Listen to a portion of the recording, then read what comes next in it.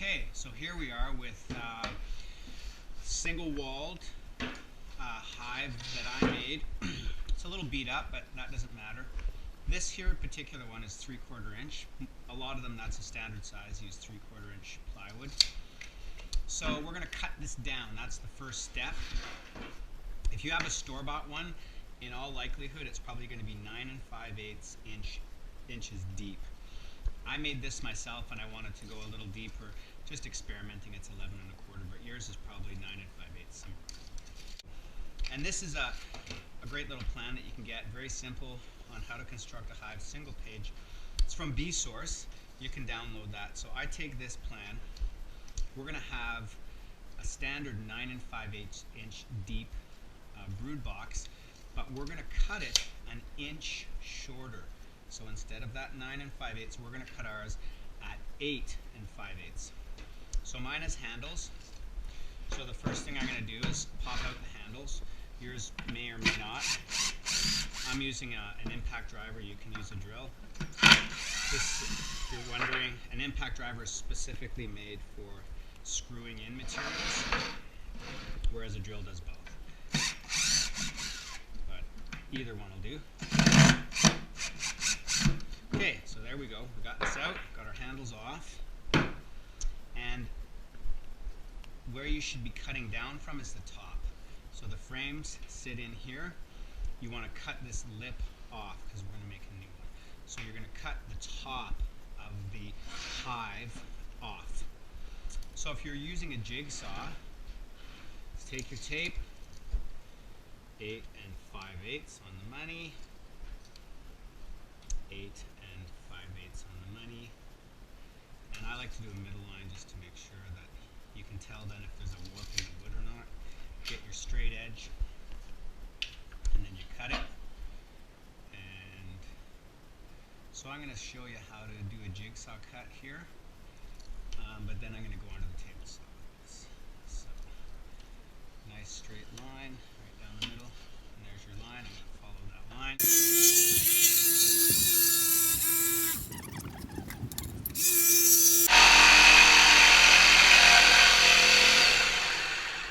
Watch your hand. Obviously the blade's under there, so you want to be cognizant of where you're cutting here. Just trying to hold it steady, making sure my fingers are out of the way.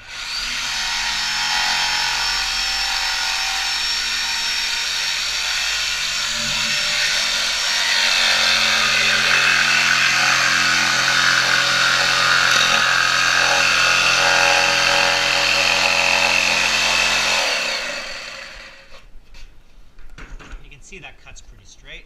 Just be nice and steady, but I'm going to cut this off using the table saw.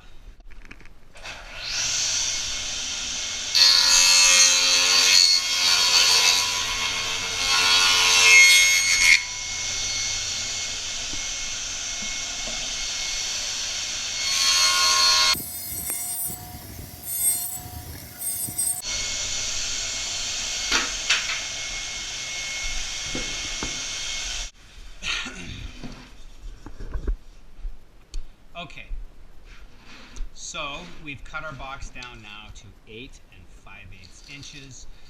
I cut off significantly more than that, but for you, if you have a standard store-bought brood box, a deep brood box, it's going to be 9 5/8, so you're going to cut an inch off. So that's the first step. Now the next thing we're going to do is we're going to cut the outer wall. So there's going to be a piece of insulation right in here, but then there's going to be a 1/2 inch piece of plywood on the outside. So the next step is to cut the plywood for that, and that is also going to be the same dimension. It's going to be 8 5/8. So we're going to get some plywood and we'll cut that up. Our plywood cut, 8 5/8, same height. So we're going to have a piece of insulated material in here. Okay, so now the next thing, we're going to be cutting these up. You should cut 2 or 3 strips of these that are probably 5 or 6 feet long. You can use a whole strip of 8-foot plywood if you want. But the next step now is we're actually going to get the insulated material. So I'll grab that. If you're using the products we're going to use, I'm using is this Roxol comfort board. It's called Roxol Comfort Board IS. It's 1.5 inches thick, and it's pretty stiff, and you can cut it either with a table saw or with a utility knife. So I'll go over both ways of doing that. The other material that you can use, you can also use, and it's an inch thick, is the same stuff we got here for our insulated board on the bottom. This is Dow styrospan, inch thick. So that's an inch and a half. This is an inch. So I'm at the table saw. I'm going to use the Roxol product. I suggest wearing gloves. This stuff, it's like fiberglass. If you've ever put it in, it makes you a little bit itchy. If you're using the styrospan, the Dow styrospan, you won't need gloves. And you can cut this with a utility knife the same way we cut the plywood. Measure out 8 5/8, draw your line, and just cut. This stuff cuts real easy. You can see it's just pops through. But make sure your knife, if you're cutting here and you only make it about that far down, it's going to be a little difficult and you might get a jagged cut. Make sure you have this is an Olfal utility knife with the long blade, and that way you can go all the way down and make sure you're getting a clean cut. Otherwise it might be a little ragged. But for me, the table saw is already set up. I might just need to adjust the blade height a little bit. So with a full sheet of that Roxol, you can make 2 8 5/8 cuts, which are going to be enough for the deep box. And to make the perimeter, we're just going to measure 2 equal parts. So you can measure this part first, it doesn't really matter. Or you can measure this part first, it doesn't really matter. I'm going to start with the short part. These are 16 1/4 inches. Don't take my word for it, your hive might be a little different.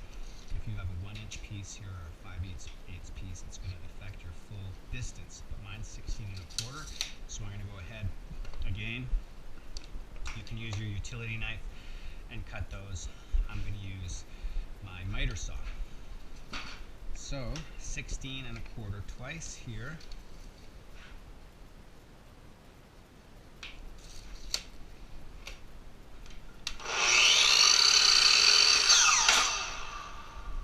There's one.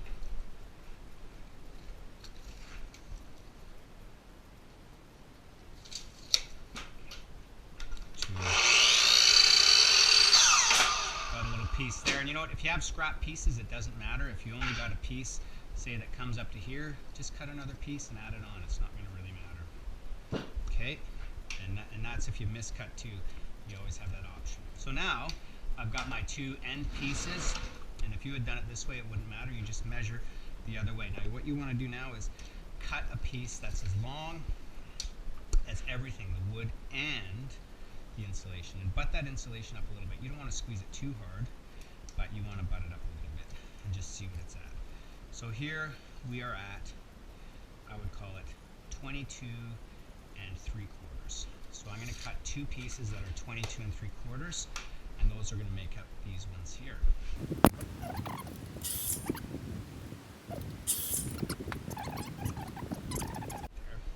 And let's just check and make sure we're still 19 over here. Yeah, so 19 is going to work. Now the length. So there's 2 types of glue you can use. There's this is a wood glue. It's white. It's a little less strong than the PL, but it's a little gentler chemical-wise, right? I tend to use this white wood glue on the inside stuff, where the bees are exposed. On the outside, I use the PL. The PL Premium. This is PL Premium. This stuff is absolutely bulletproof, so that's great glue. And again, you get this. If you get this on your hands, it'll wash off. And this is just carpenter's glue. This stuff will stay on your hands for days, so probably a good idea to use some gloves. Now you have a few options here. You can use A, screws, or B, finishing nails, or C, you can use brads. So in this case, I think I will go with some finishing nails.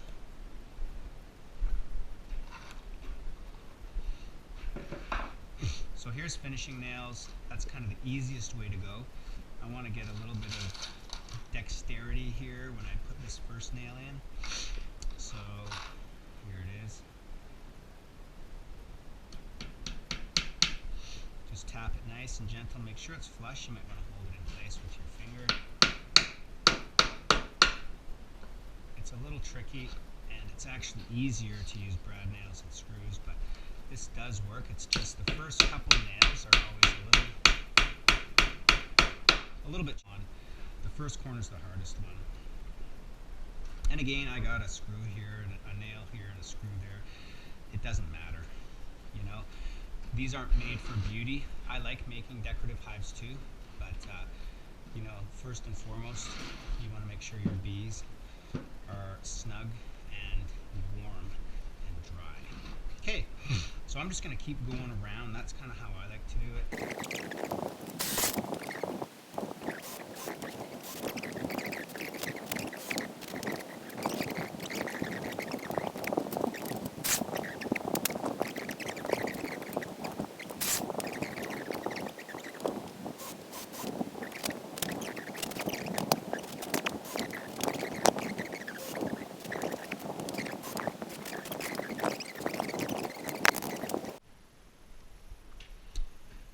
So we've finished the outer cover. We've got the insulation in. Things are starting to shape up pretty good. The next thing I did is measured here. 2 3/4 is the distance that you're going to need for the covering that's going to go on here. So again, that's 1/2 inch plywood. And we're just going to cut all these to size. And then we're going to put it on top and glue it down. First one is 23 7/8. I have my glue ready to roll, so I've made my cuts. Put the glue down. I'm going to use brad nails, and I'm going to use finishing nails to add a little strength after the brad nails have been applied. So there it is. This one here is going to fit right here just like that. And you can just use finishing nails straight away if you want. It's kind of nice to secure it in place with a brad nailer, but if you don't have one, don't worry about it.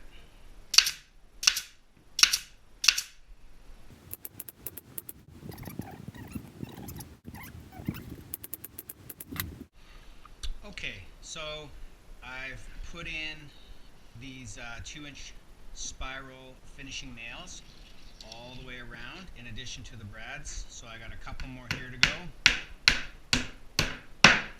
And that's going to wrap it up for the bottom. This is the bottom. And you know why? Because if we try to put our frame in here, it's got nothing to slide into. So this is the bottom. And so now we're going to flip it over. I always like to do the bottom first. We're going to flip it over to the top. And what we have to do is to have a little space here so that our frames can sit properly, and that we can put another box on top of that, or put the inner cover on top. So the way to do that is you take your measurement. So we have our 2 3/4, but I knock off 3/8 on each side. Okay, so here we're 2 3/4. We knock off 3/8. 3/8 is 1/8 less than a half, so we're down to about 2 1/4 plus 1/8. I cut my pieces here. I've already pre-cut them to 2 1/4. They fit just great. And so then what we have is we now have a little edge for our frame to sit on right here. Okay, and that's important. Then our 10 frames go in here. I like to have a little bit of overhang onto this inside piece so that I can put a little bit of carpenter's glue, and I would use white carpenter's glue on here on the inside piece. You can use the PL on the outside to secure that down so it never comes up. I mean, it's going to be really strong anyways, but that's the way I like to do it.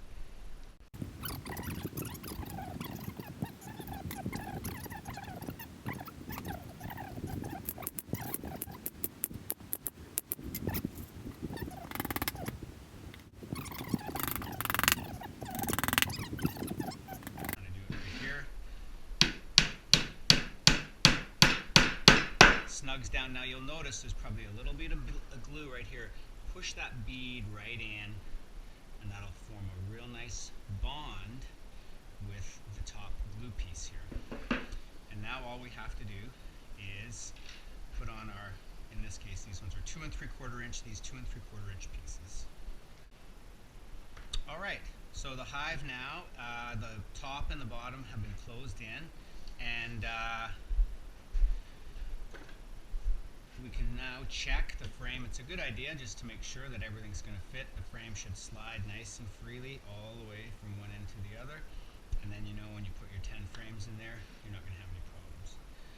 Okay, there's a little brad nail. I'll pull that out later.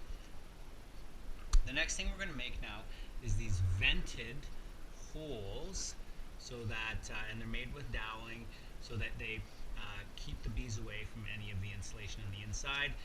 And it's not just for health, it's also because they might chew in that and start burrowing down into it, so you kind of want to avoid that. I use 1.5 inch doweling. So you take a tape, 1.5 inch doweling. They'll have that at any building center, and this is a hole saw bit, and that's also 1.5 inches. So that's what we're going to need, and that goes into your drill.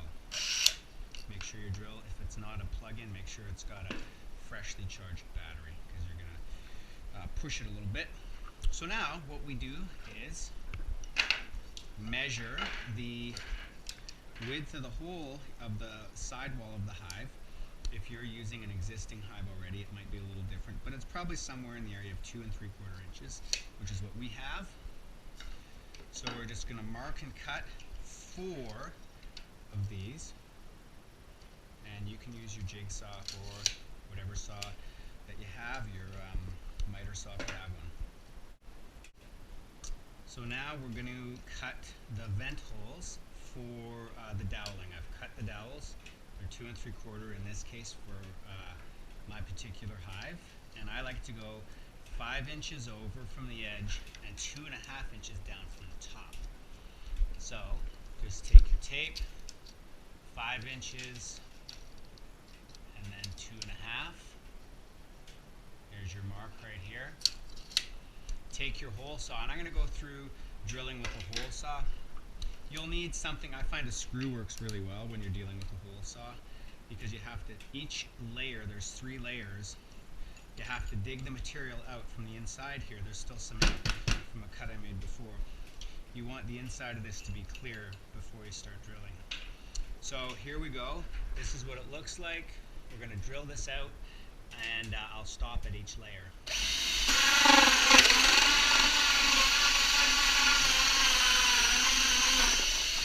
So I felt it go through the wood layer there.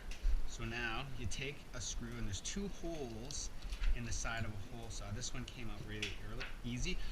Sometimes you have to go through both holes to clear it out. So that's the first layer, which is the plywood. The next layer is the insulation. So I felt that pop, and I'm going to do the same thing. I'm going to pull that chunk of insulation out. It's quite easy to get out. Give it a tap. See, and again, it's kind of stuck in here a little bit, but there it is. So now it's clear. And I go from the other side. I'll start it here.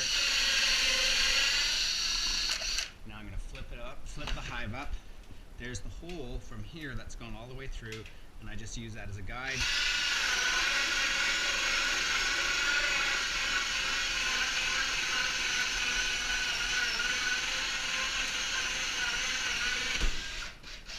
So that's gone through. It takes a little bit longer on the inside piece because that was 3/4 where the outside was 1/2 inch, and then you can just tap that out. So now we've got our doweling. You can blow that out. You get a nice clean hole through there, and you're going to put that piece of doweling in here like this, and that we're going to drill it out when it dries. So I take a bit of glue.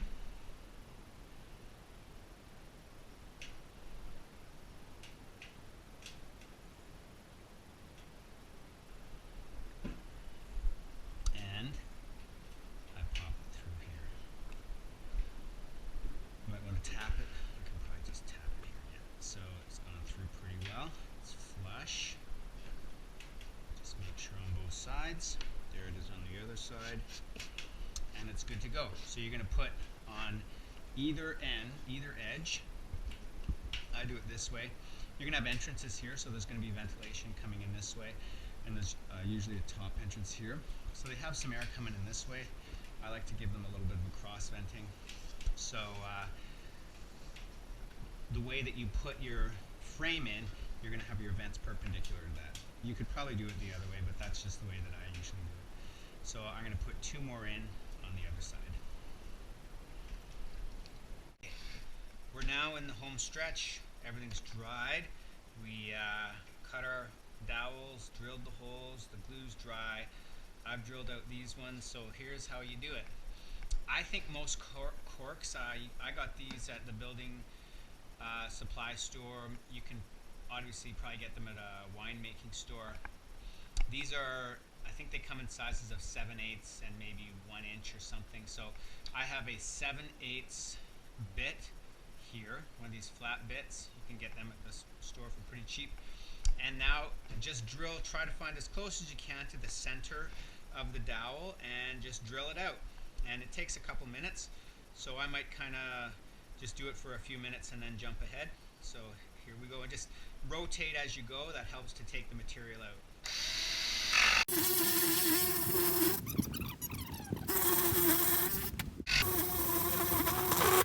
So we got our hole done, and now you can see that these corks just pop right in there. There's a little wiggle room, and that's okay. The bees, if you're using this, it's probably going to be cold weather anyways, and I always feel you want a little bit of air circulation, so they don't have to be super tight. And then the last thing you want to put on here is a screen. And these screens are quite important. First of all, it stops the bees from using this as a side entrance, so they're just going to use one entrance. And not that that's a bad thing, but the important thing is it also keeps out things like hornets. So if your bees are in the summer, late summer, and they're battling hornets, the last thing you want to give the hornets is another entrance, so that your bees have to fight a war on 2 fronts. Now the important thing, this is called hardware cloth. You can get it again at any building center. I don't know what the mesh count on this. There's different numbers. This one's pretty narrow, pretty small. You know, just use your common sense. You don't want, you want it small enough so the bugs aren't going to get through it, especially the hornets. Now, do not buy nylon. Buy metal. Okay, so this is a metal mesh. It's, I think, made of aluminum. The problem with the problem with nylon is that the bees are going to be able to chew through this, and so are the hornets. So it's not going to be that effective. So make sure when you buy hardware cloth that it's made out of aluminum or metal. Okay? And then I just to make sure it's nice and flush. So that way you got a vent, but you don't have an entrance for insects and any other predators that might come in there and hurt your bees. So that's it. This is now finished. I'm going to sand it. You can choose to leave it natural if you want, but the only thing I would say is all wood absorbs moisture. So if you don't have a coating on the outside here, moisture is going to get into the wood, and eventually if moisture gets in the wood, this plywood, it'll delaminate, and where there's moisture, there's also mold, and moisture and mold are not good for your bees. So I recommend that you put a coating of some kind on here. I just use a primer coat. Don't use paint, or don't use paint in the beginning. Primer is a stain and it soaks into the wood. Paint stays on the surface and therefore it peels. So I just put on 1 coat of white stain. You can also use fencing stain. You don't have to get the oil-based, you get the water-based fencing stain, and that'll soak in there, and there's lots of different colors you can get. And you can get transparent or opaque. Lots of different options, but I would recommend treating the outside. You don't need to treat the inside, obviously, but treat the outside of the hive, treat these top bars here, and just keep that that'll seal the wood so moisture stays out. It'll keep the hive nice and dry. Now we've built here a full brood box from an existing single-walled hive. The same goes for a super. So this is a 6 5/8 super. All you have to do is measure differently, right? So you just measure and you cut. You're going to be cutting probably an inch from a 7 5/8 or a 6 5/8 super. You're going to cut down to 5 5/8 so that you get your half-inch and half-inch shear to make up the height. So it's the same process for this. It's just all it is just a different cut for these pieces. That's it, and then it's the same stuff. Okay, so thanks for watching. That's the end of part 1. Part 2 is going to be building one of these from scratch. So not from an existing hive, but we're going to start from scratch. And then part 3 will be building the bottom board for this and also the roof. The roof might come in part 2. It probably will come in part 2. So thank you for watching. Have a good day.